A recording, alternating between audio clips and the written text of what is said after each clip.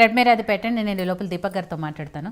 So Deepak గారు, ఇక్కడ ఈటెల రాజేందర్ గారు బీజేపీలో జాయిన్ అవ్వటం అనేది కేవలం ఆయన ఆస్తుల రక్షణ కోసమే అనేది మొదటి నుంచి వినపడుతున్నమాట. ఆయన ఎప్పుడైతే బీజేపీలోకి వెళ్ళాలని నిర్ణయం తీసుకున్నారో అప్పటి నుంచి కూడా వినపడుతున్నమాట. సరే, కారణాలు ఏవైనా కూడా అది ఆయనకి బీజేపీకి సంబంధించిన విషయము, మొత్తానికి జాయిన్ అయిపోయారు. ఇప్పుడు ప్రజలకు ఏం చెప్పెళ్తారు అనేది ఆ విషయం మాట్లాడే ముందు ఇంకొన్ని విషయాలు మాట్లాడదామండి. ప్రజాక్షేత్రంలో వెళ్ళాలి అంటే ఇప్పుడు ఎలక్షన్స్ అనేది ప్రజాక్షేత్రం కాకపోతే ఇంటి లోపలే జరుగుతున్నాయి elections. Isn't it not the public are being involved? Isn't it not a democratic way that the election is being done? Then అది ప్రజాక్షేత్రం కాకపోతే మరి ప్రజాక్షేత్రం దేని అంటే నాకు అర్థం కాలేదు. మరి వీళ్ళ లెక్కలేందో మరి అది ఒకసారి ఎక్స్ప్లెయిన్ చేయాలి.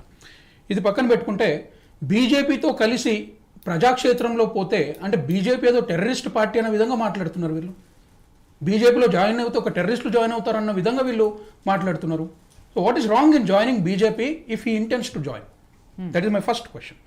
రెండో మాట, ఆత్మాభిమానం గురించి మాట్లాడుతున్నారు. ఎస్, ఆయన ఆత్మాభిమానం ఉంది కాబట్టే ఆయన టీఆర్ఎస్ పార్టీని వదిలేశారు. ఎస్, మిత్రులు అన్నట్టు 20 ఏళ్ళు పట్టిందా అని అంటే 20 ఏళ్ళు అక్కడ గడిపాడు అక్కడ. ఎస్, కానీ గవర్నమెంట్ వచ్చిన తర్వాత ఎవరికైనా కూడా పవర్ వచ్చిన తర్వాత ఏ విధంగా బిహేవియర్ ఉంటుంది అనేది పవర్ వచ్చిన తర్వాత కానీ అర్థం కాదు. సో అంతకుముందు ఏంది, ఎంతసేపు మనం తెలంగాణని సాధించుకుందామని చెప్పేసే అక్కడ ఆయన ఆ తెలంగాణ పోరాటం కోసం ఫైట్ చేశాం. దాని తర్వాత తెలంగాణ వచ్చిన తర్వాత మనకి గవర్నమెంట్ ఫామ్ అయింది. గవర్నమెంట్ ఫామ్ అయిన తర్వాత ఫస్ట్ 5 yearsలో ఆయనకు జరిగిన అవమానాలు ఎన్నో ఉండొచ్చు. అవన్నీ చూసుకున్న తర్వాత ఈ సెకండ్ టర్మ్లో కూడా ఆయనకి ఏ సందర్భంలో ఏ టైంలో ఎంత లేటుగా ఆయనకి పదవి ఇచ్చారో ఒకసారి మనం చూసుకోవాలి. సో ఒక రాజకీయ నేతగా ఎదగాలంటే లేదా ప్రజల బెనిఫిట్ కోసం ముందుకు వెళ్ళాలనుకుంటే first quality that a politician should have is patience. నేను వ్యక్తిగతంగా అనుకోవడం ఏంటి అంటే he has a lot of patience, అందుకని అంత పెద్ద రాజకీయ నేతలా ఎదిగారు. ఎనీ పర్సన్ ఇన్స్టెంట్గా స్పాంటేనియస్ డిసిషన్ తీసుకునే వ్యక్తి ఎవరు కూడా రాజకీయ నేత కాలేరు, 100% కాలేరు. Any person it can be. ఆ పేషెన్స్ అనేది ఫస్ట్ క్వాలిటీ ఒక రాజకీయ నేతకు ఉండాలి. సో మన ఈటెల రాజేందర్ గారికి అది చాలా ఎక్కువగా ఉంది కాబట్టి yes, he has waited. And అది కాకుండా ఇంకో మిత్రులు మన టీఆర్ఎస్ నుంచి బాలు గారు ఒక పాయింట్ చెప్పారు. ఈటెల రాజేందర్ గారికి ఎంతో అంటే ఆ పార్టీలో అసలు ఒక కింది స్థాయి నుంచి ఒక ఉత్తమ నేతలకు ప్లాట్ఫామ్ ఇచ్చిన పార్టీ టీఆర్ఎస్ పార్టీ అంటున్నాను. బట్ నేనేమంటున్నా అంటే ఈటెల రాజేందర్ గారికి ఆ క్యాలిబర్ ఉండే, ఆ క్యాపబిలిటీ ఉండే కాబట్టి మీకు ఇవ్వాల్సి వచ్చింది, లేకుంటే ఇంకొకరికి ఇచ్చేవారు. ఆ రోజు ఈయన కేసీఆర్ గారు ఢిల్లీలో పోయి ఎంపీలకు అక్కడ ఉన్నప్పుడు ఉద్యమాన్ని ఇక్కడ అసెంబ్లీలో మాట్లాడడం కానీ పవర్ఫుల్ సీఎంస్ ఎవరైతే ఉన్నారో వైఎస్ రాజశేఖర్ రెడ్డి లాంటి పవర్ఫుల్ సీఎం ఎదురుగా వాగ్దాటికి తట్టుకొని నిలబడి ఆ రోజు మాట్లాడిన వ్యక్తి, తెలంగాణ పైన అవగాహన ఉన్న వ్యక్తి ఎవరుండే అండి? ఉంటే వాళ్ళకి ఇచ్చేవారు. కానీ ఈటెల రాజేందర్ గారికి ఎందుకు ఇవ్వడం? ఈటెల రాజేందర్ గారు ఆ రోజు కేసీఆర్కి ఈక్వల్గా ఇక్కడ ఉద్యమాన్ని పోరాటం చేసి తీసుకుపోయాడు. It is only because of his calibre he stood there. అదేదో టీఆర్ఎస్ పార్టీ పెట్టిన భిక్ష కాదు, అది మనము వితౌట్ ఎనీ డిస్కషన్ మనం యాక్సెప్ట్ చేయాల్సిన విషయం. నేను అనేది ఏంటంటే ఈరోజు టీఆర్ఎస్ పార్టీ డిఫెన్స్లో పడ్డది అంటున్నాను. వాళ్ళ ప్లానింగ్ ఏంటి అంటే ఈటెల రాజేందర్ గారిని వ్యక్తిగతంగా మనం టార్గెట్ చేద్దాము, ఆయన ఆత్మాభిమానము, లేకపోతే కేసీఆర్ గారికి అన్యాయం చేసిండో, లేకపోతే ఆయన పైన భూ వివాదాల కేసులు ఉన్నాయని చెప్పేసి వ్యక్తిగతంగా మేము ఫైట్ చేసి ఈ ఎలక్షన్ని గెలుద్దామన్న ఆలోచనలో వాళ్ళు ఉన్నారని చెప్పేసి నేను అంటున్నాను. But what I tell is, మీరు నిజంగా ప్రజల కోసం పనిచేసి ఉంటే లెట్ us డిస్కస్. ఎస్, ఒకవేళ వ్యక్తిగతంగా వెళ్దామంటే we are ready for that, we don't have any problem. దానికి కూడా ఆన్సర్ చెప్తాను. కానీ అది చెప్పే ముందు నేను అనేది ఏంటంటే let the policies prevail, let this election be on policies. ఎవరైతే అమరవీరులు చనిపోయారో వాళ్ళ కుటుంబానికి ఎటువంటి న్యాయం చేసుకున్నామో దానికోసం మాట్లాడదాము. నిధులు నియామకాల గురించి మాట్లాడుకుందాము. మనము ఇక్కడ ఐటీఆర్ఐ ఈ యొక్క గవర్నమెంట్ ఫెయిలియర్ వల్ల ఐటీఆర్ఐ ఏదైతే తెచ్చుకోలేకపోయినాము దానికోసం డిస్కస్ చేద్దాం అంటున్నాను. లేదా ఏవైతే నీళ్ల కోసము మనం ఫెయిలియర్ ఉన్నామో మీరు మాట్లాడండి please. I will definitely let me complete. లేదు ఒక్క నిమిషం. I would talk about it. Industrial corridor ever central government ఏంటి, స్టేట్ గవర్నమెంట్ ఫెయిలియర్ అంటే ఎలా యాక్సెప్ట్ చేయాలి? తెచ్చుకోలేకపోయింది. నేను ఆ డిస్కషన్ కూడా నేను చేస్తాను. ప్లీజ్ కొద్దిగా నన్ను మాట్లాడనివ్వండి. So let it be on policy matters. డెఫినెట్గా పాలసీ మ్యాటర్స్ పైన వెళ్దామని చెప్పేసి భారతీయ జనతా పార్టీ అంటుంది. అండ్ మేము ప్రజల్లో ఈ యొక్క గవర్నమెంట్ యొక్క ఫెయిలియర్స్ పైన we are going into the elections. ఈ టీఆర్ఎస్ పార్టీకి ఆ దమ్ము ధైర్యం ఉందా? And coming to the point, మిత్రులు ఏమంటారంటే అసలు తెలంగాణకి బీజేపీ వస్తే ఏం చేస్తుంది అని చెప్పేసి అంటున్నారు కదా. ఇదే కేటీఆర్ గారు స్వయాన హైటెక్స్లో ఉన్న మీటింగ్లో మన నితిన్ గడ్కరీ గారు వచ్చినప్పుడు 1.5 lakh crore రూపీస్ మన తెలంగాణకి హైవేస్ కోసము అలొకేట్ చేసినప్పుడు ఇదే కేటీఆర్ గారు అసలు ఒక సెంట్రల్ గవర్నమెంట్లో ఉన్న మినిస్ట్రీలో నితిన్ గడ్కరీ లాంటి మినిస్టరే లేరు, అసలు తెలంగాణకి 1.5 lakh crore రూపీస్ ఇచ్చిన ఘనత మన నితిన్ గడ్కరీ గారు అని చెప్పేసి సభాముఖంగా అక్కడ మళ్ళీ హెచ్పిఎస్ స్కూల్లో ఆ మీటింగ్లో నేను ప్రత్యేకంగా I was there in that meeting. So ప్రత్యేకించి ఒక్క నిమిషం అండి please, I request once again, లేదు అంటే నేను మాట్లాడడం మీరు మాట్లాడండి. సార్ మీరు ఒక్క నిమిషం, ఐ టెల్ యూ ప్రసాద్ గారు, ఇంతసేపు మీరు మాట్లాడారు, you spoke almost 12 to 13 minutes. I did not interfere because let the debate go in a debate way. That's the reason I did not interfere, and I expect the same thing from you. You have objections, please write down. I have written my points. I would definitely address it, but let me complete. కొన్ని points అక్కడికక్కడిగా మాట్లాడుకోవాలి. So ఆ ఉద్దేశంతోనే ఆయన సరే ప్రసాద్ గారు cross questioning అండి. Because what KTR గారు చెప్పింది నేను కూడా యాక్సెప్ట్ చేస్తాను, but it is not grounded. ఇప్పుడు డబ్బులు 1,50,000 కోట్లు మీరు ఇచ్చింది తెలంగాణ రాష్ట్రానికి రాలేదు. ఐటీఆర్ గురించి మీరు మాట్లాడి it's not a subject, but మిత్రులు క్వశ్చన్ రేజ్ చేశారు కాబట్టి I would definitely mark a point on it. Central government UPA government 2008లో యూపీఏ గవర్నమెంట్ ఉన్నప్పుడు ఐటీఆర్ ప్రాజెక్ట్ అనేది 3 స్టేట్స్ కింద చెప్పేసి ఒక పైలట్ ప్రాజెక్ట్ కింద తీసుకున్న ప్రాజెక్ట్ అది.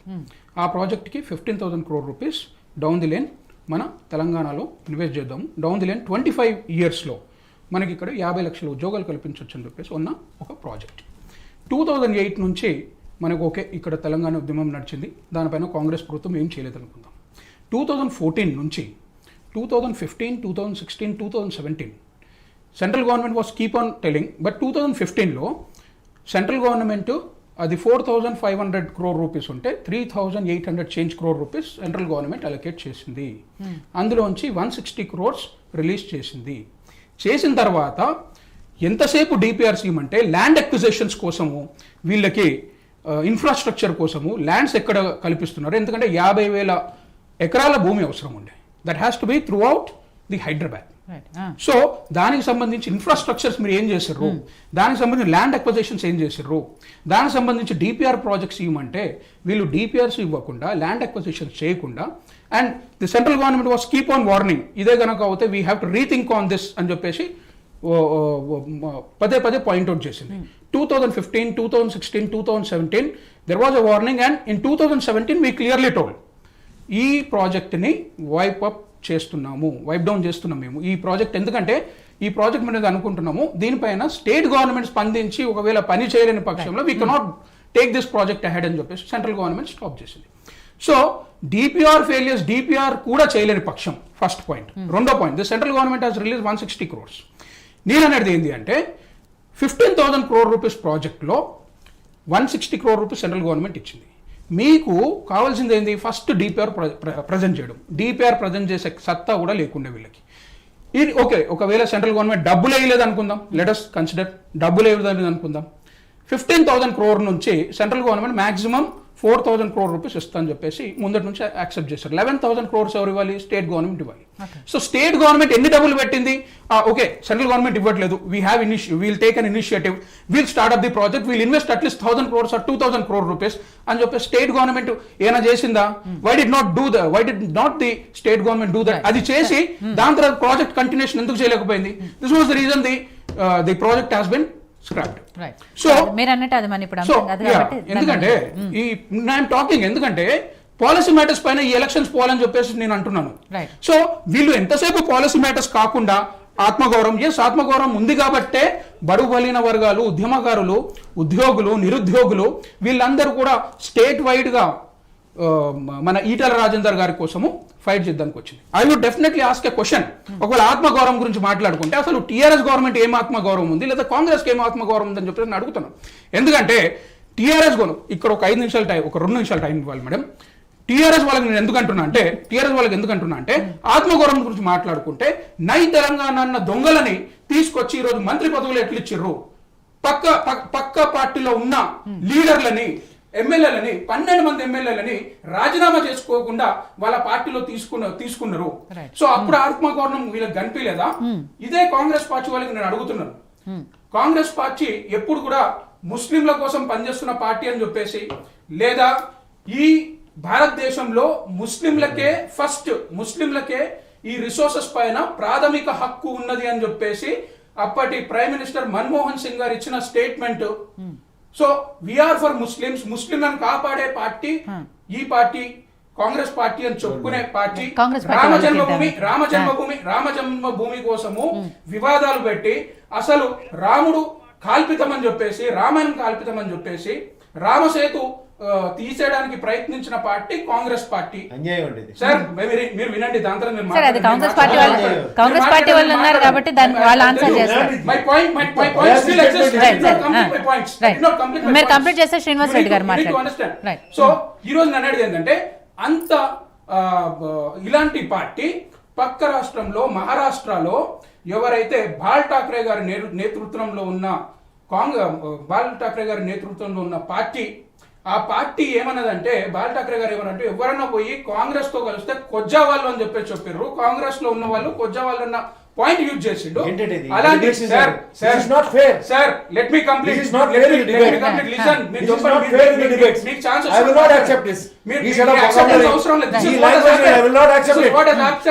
వీడియోస్ ఉన్నాయి. వీళ్ళు పోయి ఆ బాల్ ఠాక్రే గారి పార్టీతో కలిసి ఈ రోజు గవర్నమెంట్ ఫామ్ చేశారు. మరి అప్పుడు ఎక్కడ పోయిందండి? కంప్లీట్ పార్టీస్ వాళ్ళ ఆత్మాభిమానాలు సింగిల్ పర్సన్ గురించి మాట్లాడినప్పుడు ఇక్కడ ఎందుకు వస్తున్నదండి? This is what my question. Yes, people are asking this question. మీరు ఒక వ్యక్తికి ఆత్మాభిమానం అని మాట్లాడితే ఇన్ని మరి మీ పార్టీలే మొత్తం పార్టీలో పొలిటికల్ వ్యభిచారం చేస్తున్నారు. దాన్ని ఏమన్నా చెప్పండి. మరి అప్పుడు ఎక్కడ ఏం చేస్తున్నారండి?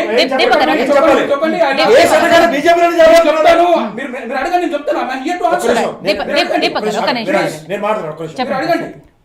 ఇవాళ ఒకటి గుర్తుంచుకోండి, ఇవాళ ఏదో కాంగ్రెస్ పార్టీలోంచి కానీ తెలుగుదేశం పార్టీలోంచి కానీ వీళ్ళు తెలంగాణ ద్రోహులు టీఆర్ఎస్ పార్టీలో జాయిన్ అయిన దానికి టీఆర్ఎస్ పార్టీ కాంగ్రెస్ ఏం సమాధానం ఇస్తారో నాకు తెలియదు, కానీ నేనే సమాధానం తలుచుకున్నాను. ఇవాళ నేను తెలుగు శుభ్రంగా మాట్లాడుతున్నాను కాబట్టి నేను తెలంగాణ వాడిని కాదంటే ఎలా అవుతుంది? అదేవిధంగా పార్టీ భావజాలాలు వేరు, వ్యక్తుల యొక్క తెలంగాణ ఔన్నత్యం వేరు. వాళ్ళు తెలంగాణలో పుట్టిన వాళ్ళ పార్టీలు ఎవరైనా మారుతున్నారు కదండి. ఇవాళ మీరు ఈటల రాజేంద్ర గారు బీజేపీ పార్టీలో జాయిన్ చేసుకోలేదా? ఆయన తెలంగాణ వ్యక్తి కాకుండా పోతారా? తెలంగాణ పాలన చేయకుండా పోతారా? గుర్తుంచుకోండి, ద్రోహులు ఇక్కడ ఆత్మాభిమానం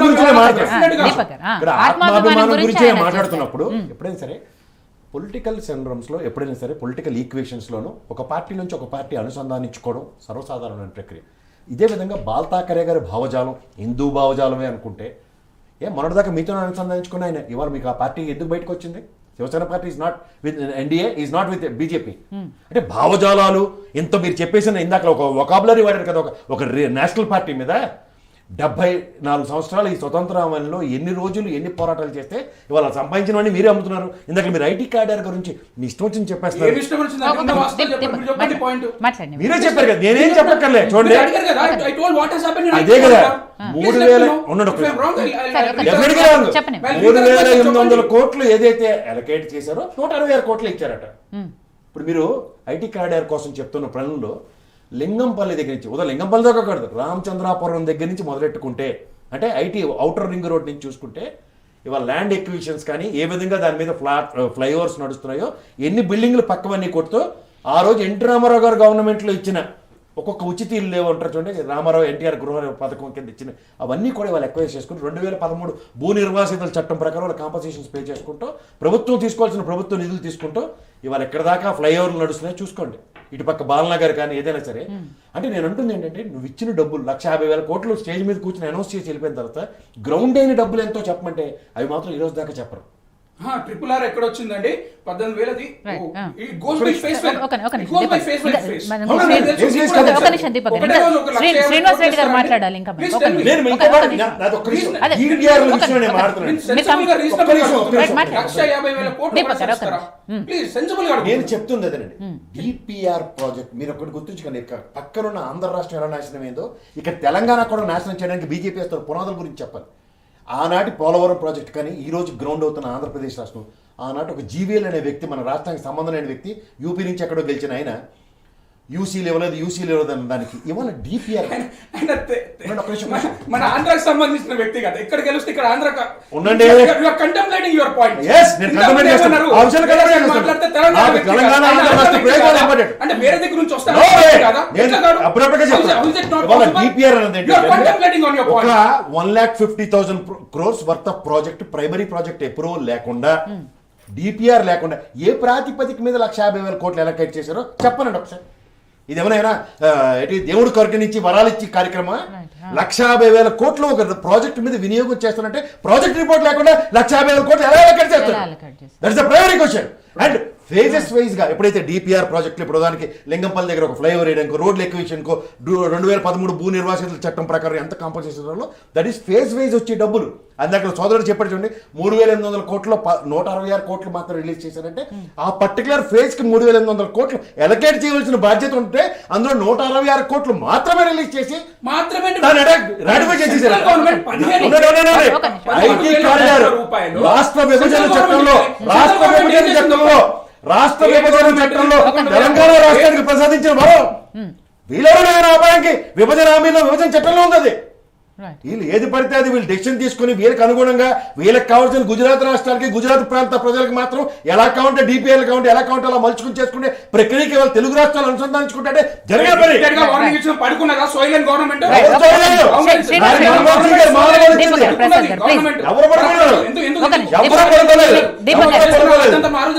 ఏ ముఖ్యమంత్రి గారు రాష్ట్ర ప్రయోజనాలు చాలా ఇంపార్టెంట్ ఉంటాయి ప్రాజెక్టులు ఎగ్జిక్యూషన్ ఖచ్చితంగా వచ్చినప్పుడు ఐటీఆర్ గురించి మాట్లాడారు. శ్రీనివాస్ రెడ్డి గారు ఇప్పుడు దీపక్ గారు చెప్పినట్టుగా Congress party not limited to any caste reason clear that is very clear. Sir I would stop single point single submission sir. ప్రధానమంత్రి హోదాలో ఉండి the resources are primary for Muslims అని చెప్పేసి చెప్పినప్పుడు ఏమర్థం చేసుకోండి మీరు చెప్పండి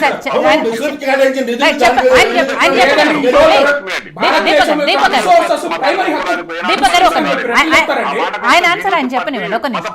మతత్వ పార్టీ ఏదండి క్వశ్చన్ చేయడం మద్దతు